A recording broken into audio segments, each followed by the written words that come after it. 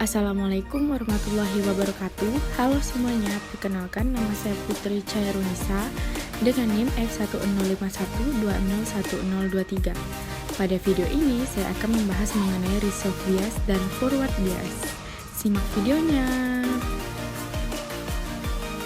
Resolve bias atau bias mundur. Bias mundur adalah pemberian tegangan negatif baterai ke terminal anoda dan tegangan positif ke terminal katoda dari suatu dioda. Dengan kata lain, tegangan anoda katoda VA kurang K adalah negatif, VA kurang K kurang dari 0. Gambar berikut menunjukkan dioda diberi bias mundur. Daerah pengosongan karena pada ujung anoda yang berupa bahan tipe P diberi tegangan negatif, maka hole-hole atau pembawa mayoritas akan tertarik ke kutub negatif, baterai menjauhi persambungan.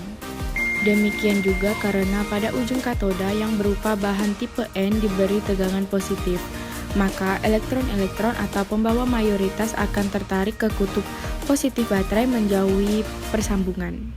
Sehingga daerah pengosongan semakin lebar dan arus yang disebabkan oleh pembawa mayoritas tidak ada yang mengalir. Sedangkan pembawa minoritas yang berupa elektron pada bahan tipe P dan hole pada bahan tipe N akan berkombinasi sehingga mengalir arus jenuh mundur atau reserve saturation current atau IS. Arus ini dikatakan jenuh karena dengan cepat mencapai harga maksimum tanpa dipengaruhi besarnya tegangan baterai. Besarnya arus ini dipengaruhi oleh temperatur. Makin tinggi temperatur, makin besar harga IS. Pada suhu ruang, besarnya IS ini dalam skala mikroampere untuk dioda germanium dan dalam skala nanoampere untuk dioda silikon. Selanjutnya, forward bias atau bias maju. Apabila tegangan positif baterai dihubungkan ke terminal anoda dan negatifnya ke terminal katoda, maka dioda tersebut mendapatkan bias maju atau forward bias. Dengan demikian, FA-K adalah positif atau FA-K lebih dari 0.